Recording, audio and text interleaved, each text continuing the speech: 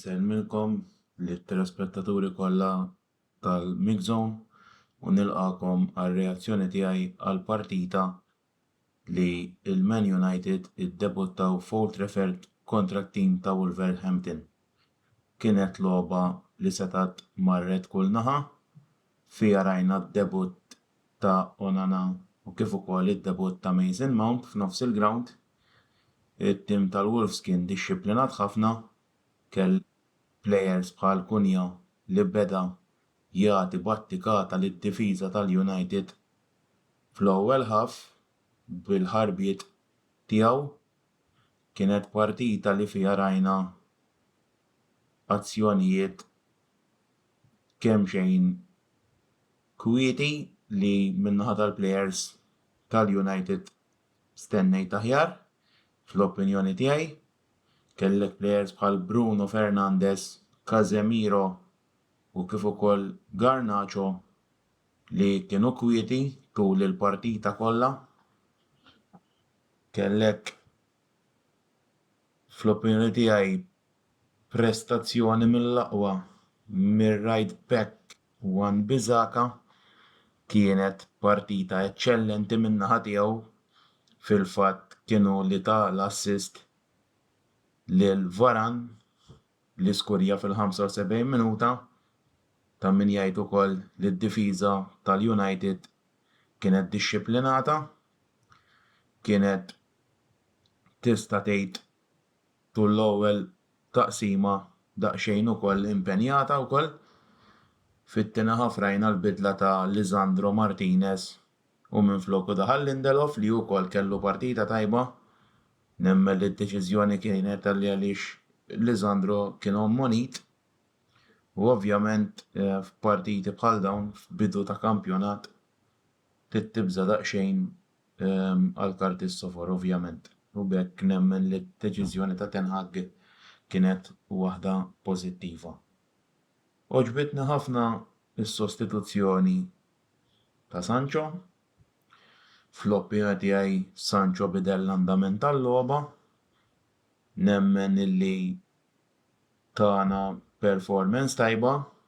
Eriksen kien daqsxejn kwiet ukoll, però ovvjament għadu kmieni biex wieħed jiġġudika il-prestazzjoni tal-plejers ovvjament tat-tim ta' Man United.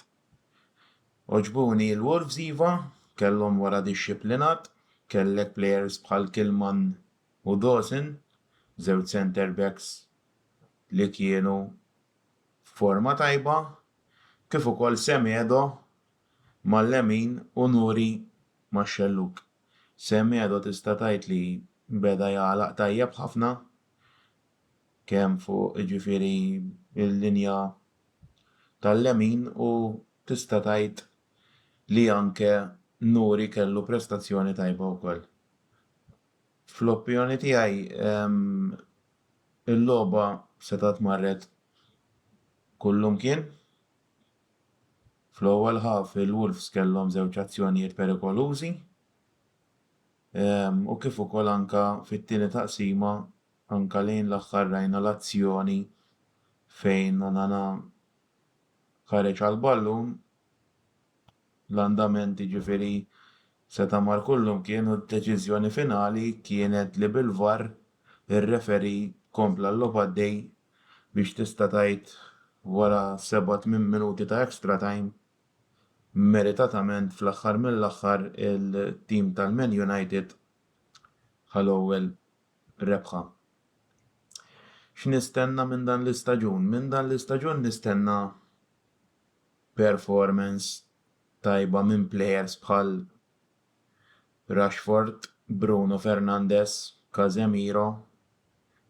Irridu naraw u nistennew id-debutt tal-attakkant li għadna kemm ħadna mingħand it-tim tal-Atalanta, Rasmus Højlund, li llum ovvjament għadu mhuwiex preparat kompletament tal-logħob għax jgħid jirkupra minn injury żgħira li sofra waqt il-pre-season li huwa għamel mat-tim tal-Atalanta.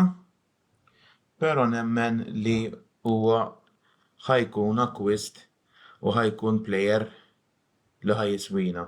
Plejer li għadu żgħir, imma li fl-aħħar mill-aħħar nemmen li għat-tim ta' Man United ħajkun acquist importanti ħafna.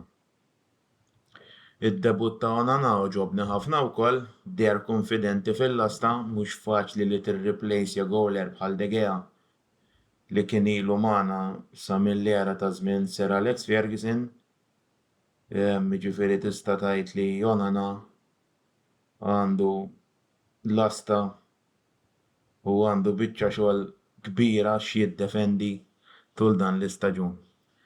Naħseb li llum kien tajjeb ovvjament l-ewwel performance tiegħu mal-klabb, id-debut tiegħu mal-klabb uffiċjalment f'logħba kompetittiva u akkwista clean sheet ukoll, jiġifieri naħseb li beda bit-tajjeb.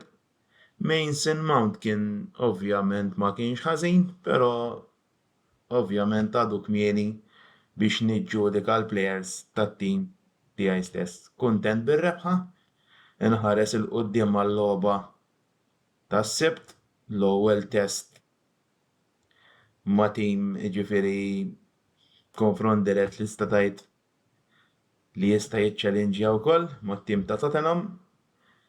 Nemmen li tkun partita interessanti ħafna. Nistenna logħba tajba wkoll mill-plejers tagħna. Kuntent bir-rebħa tal-lum, performance tajba ħafna, man of the match fl-opinjoni tiegħi Aaron Wan-Bissaka. Assist indimentikabli lejn Varane, kuntent ħafna wkoll għal Varane li mid-diviża l-ewwel gowl tal-istaġun kellu jkun minn ċentrali ta' wara. U jalla jkollna staġun tajjeb, staġun pożittiv u mmorru ftit aħjar mis-sena l-oħra. Rebħa komda, rebħa sabiħa u min-naħa tiegħi kuntent ħafna b'dan ir-riżultat. Insellem lit-telespettaturi ta' Mixzone u nkomplu nħeġġiġkom sabiex issegwu kemm il-videos tiegħi u kif ukoll tal-YouTubers sħabi kollha li dejjem isibu ħin biex jagħtuna l-aħjar reazzjonijiet tagħhom wara l-partiti tat-timijiet favoriti tagħhom. Nagħtikom il-kumplament tal-lejla tajba u nsellmilkom u niltaqgħu għar-reazzjoni tal-partita ta' kontra it-Tottenham Hotspurs. Grazzi.